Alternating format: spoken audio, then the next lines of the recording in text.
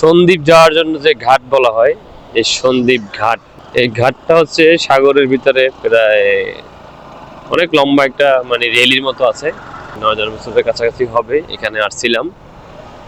তা সেই ৯ থেকে ১০ বছর আগের যে সৌন্দর্য বা সেটাকে মিস করার ক্ষেত্রে আবার এখানে আসা, বা সেই ৯ থেকে ১০ বছর আগে যেটা আমার এখনো মনে পড়ে সেজন্যই আবার দেখতে আসা, ফিরে দেখার মতো একটা জায়গা, সেজন্য আবার আসছি এখানে। এটা কুমিরা আর কি, কুমিরা ফেরিঘাট বলা হয়। একটা সময় এটাকে বলা হতো সন্দ্বীপ ঘাট। তো ঘাটের এখানে যে লম্বা রেলিটা আছে সাগরের ভিতরে, এখানে অনেক বড়শি দিয়ে মাছ ধরে, সেটা একটা সৌন্দর্য বা অন্যরকম, ভালো লাগে দেখলে। জানি না আজকে কি দেখতে পাবো এখানে, আমি ওখানে গিয়া হয়তো বা বুঝতে পারবো আজকে কি আছে না আছে। যাই হোক, ভিডিওটি দেখতে থাকুন শেষ পর্যন্ত, গিয়া আপনাদেরকে কি দেখাতে পারি। মুরব্বী, বাইক নিয়ে যাওয়া যাবে?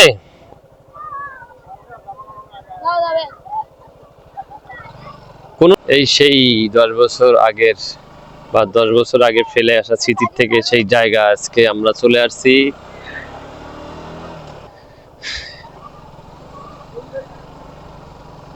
সুন্দর, অনেক সুন্দর একটা ব্রিজের মতো একটা রাস্তা। এখানে এসে বাইক চালানোর ফিল আসলেই আলাদা আলাদা।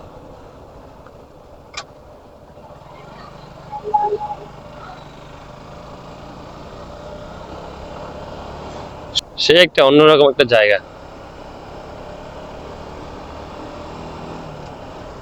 এখানে আমি বাইক নিয়ে আসবো কখনো চিন্তাও করি নাই, কিন্তু আজকে কিভাবে কিভাবে হয়ে গেল আমার এখানে বাইক নিয়ে আসা হয়ে গেল। তো সামনে এখানে বড়শি দিয়ে মাছ ধরে এরকম অনেকগুলো জায়গা আছে, যেমন এখানে আছে হয়তো বা বাইরে মানে বড়শি দিয়ে মাছ ধরতেছে না, বড়শি দিয়ে মাছ ধরতেছে না এরা।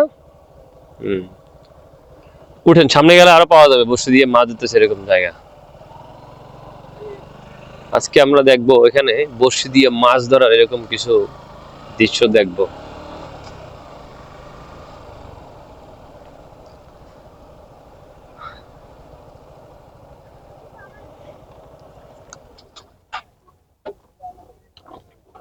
আমার থেকে মনে হচ্ছে আমি সাগরের মাঝখানে চলে আসছি। এটা আবার নতুন করে বাড়ানো হয়েছে, আগে ছিল ওই মানে, হ্যাঁ। দেখেন এখানে কি আছে হুমান ভাই?